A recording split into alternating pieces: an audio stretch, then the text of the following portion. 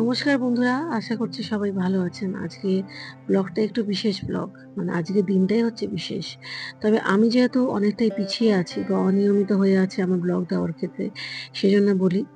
বিশেষ এই অর্থে বললাম কারণ আজকের দিনটা আমার বিবাহবার্ষিকী। অর্থাৎ এটা হচ্ছে 25শে এপ্রিলের ব্লগ। যাই হোক, এই দিনটা ব্লগের শুরুতে আমি ঈশ্বরকে দেখিয়ে ব্লগটা শুরু করলাম। দিনটাই শুরু করেছি ঈশ্বরকে স্মরণ করে। যাতে করে দিনটা ভালো যায় এবং বছরের আরো অনেক কটা বছর যেন এভাবে করেই বারে বারে ফিরে ফিরে আসে এবং আমরা দুজন যেন একসঙ্গে থাকতে পারি।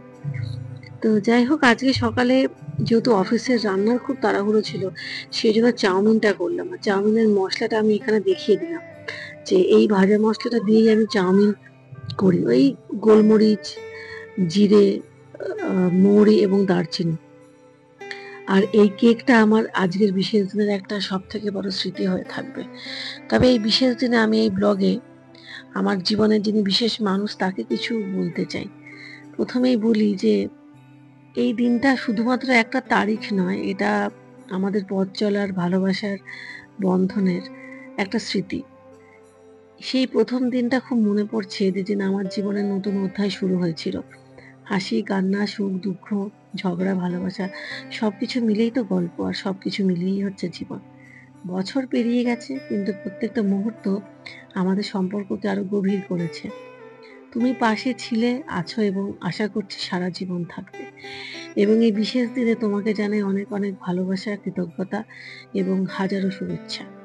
আমাদের আগামী দিনগুলো হোক আরো সুন্দর, আরো রঙিন। যাই হোক, এই কথাগুলো আমি কখনোই সামনে বলতে পারতাম না, সেজন্যই ব্লগের মাধ্যমে বললাম।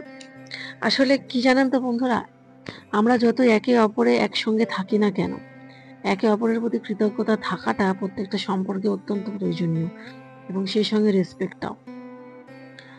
আসল হচ্ছে রেসপেক্ট। আপনার সম্পর্কে যদি রেসপেক্ট থাকে তাহলে বয়সটা কখনোই কোনো ম্যাটার করে না। অনেকেই বয়স নিয়ে ভাবেন, কিন্তু আমি বলবো আগে সম্মান করতে শিখুন, তখন দেখবেন বয়সের কোনো বয়স নিয়ে ভাবনার কোনো জায়গা নেই।